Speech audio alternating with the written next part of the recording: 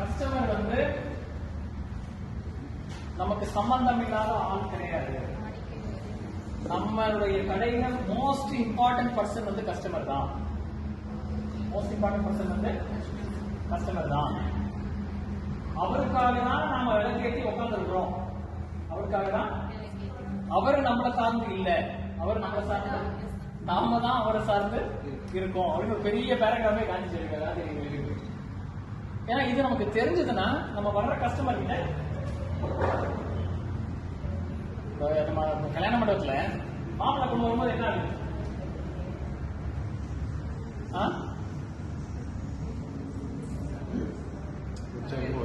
உடனே எல்லா வேலையும் பண்ணுவோம்.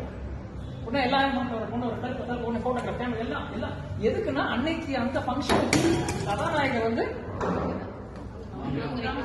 அதுக்காக தான் எல்லாமே வரும்.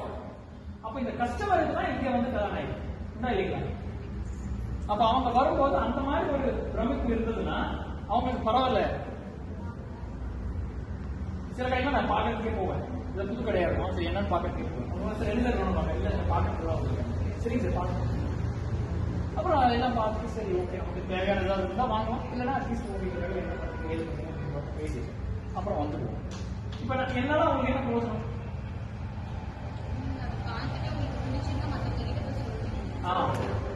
அப்புறம் என்ன அவங்களுக்கு என்ன பிரயோஜனம்?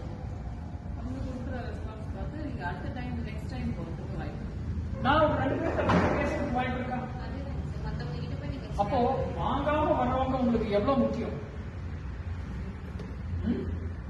இல்ல ஒரு பாயிண்ட் நீங்க கேட்டீங்களே சார், அவன் வாங்கலன்னா மனசு விட்டு போடுறீங்க இல்லையா? அவன் மனசு விட்டு போக கூடாது. அவன் வாங்குறானாலும் வெளியே போய் நம்ம கடையை பத்தி நல்ல வார்த்தை பேசணும்ன்றது உங்களுடைய. நீங்க வந்து சேல்ஸ் கமெண்ட் ஆகல, என்னைக்கு ஒரு நாள் வாங்குவோம். என்கிட்ட முன்னாடி வந்து ஒரு அம்மா போன் பண்ணாங்க. 5 வருஷத்துக்கு முன்னாடி என்கிட்ட ஒரு ட்ரைனிங். 5 வருஷத்துக்கு முன்னாடி என்கிட்ட ஒரு ட்ரைனிங் வந்து ஏதோ ஒரு குரூப்ல உட்காந்து அட்டன் பண்ணாங்க. இப்போ அவங்க வெளிநாட்டுல இருக்காங்க. இப்ப எனக்கு போன் பண்ணி சார் எனக்கு ஒரு கிரிட்டிக்கலான நிலைமை, உங்க ட்ரைனிங் வேணும் அப்படின்னு கேட்கறாங்க.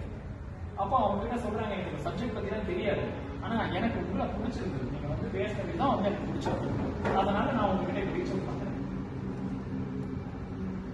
அப்ப என்ன அதுல இருந்து நான் என்ன கத்துட்டேன்? நம்ம வேலையை நம்ம சரியா செஞ்சோம்னா அவங்க வாங்குறாங்களோ இல்லையோ அது 2வது பட்சம். ஆனா என்னைக்கு இருந்தாலும் வாங்கணும்னு அவங்க நினைக்கிறப்போ நம்ம கடை அவங்க மைண்ட் ஞாபகத்துக்கு வரணும். அதுதான்